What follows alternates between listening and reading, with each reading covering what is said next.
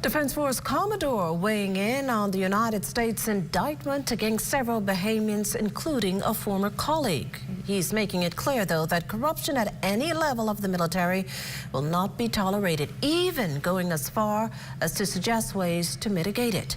Altavis Munnings joins us live in studio tonight with more on the Commodore's comments. Altavis? Well, Makushla, I can tell you that Defense Force Commodore Raymond King is very, very disappointed and shocked to learn about that United States indictment on his former colleague, 56-year-old Darren Roker, who served as a Defense Force Chief Petty Officer before being taken into U.S. custody for conspiracy to import cocaine, possession and use of firearms, and firearms conspiracy.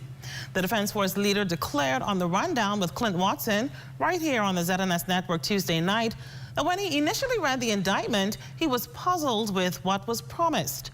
Commodore King reasoned that the Defense Force's operational data is very restricted and on a need-to-know basis. And he affirmed that only 2 to 3 people really have access to that encrypted information.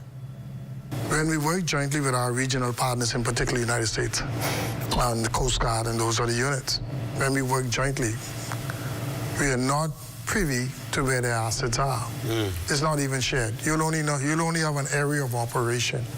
So we don't have access to the information in terms of where our counterparts' vessels are.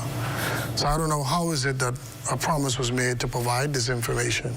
And the Defense Force Commodore is adamant that corruption is not subscribed to. He credits the organization's very minimal contact with the community. In fact, to strengthen integrity within the force, Commodore King recommended to the Ministry of National Security that as part of government's independent commission of investigations, Defense Force senior officers and logistics, maintenance, and procurement personnel should be required to submit financial disclosures. But do know that the Defense Force's Act is very robust and penalties are severe for any Defense Force officer charged with corruption. For the release of confidential information, you can get 2 years, 7 years, and if it is considered to be a matter of treason, you can be sentenced to death.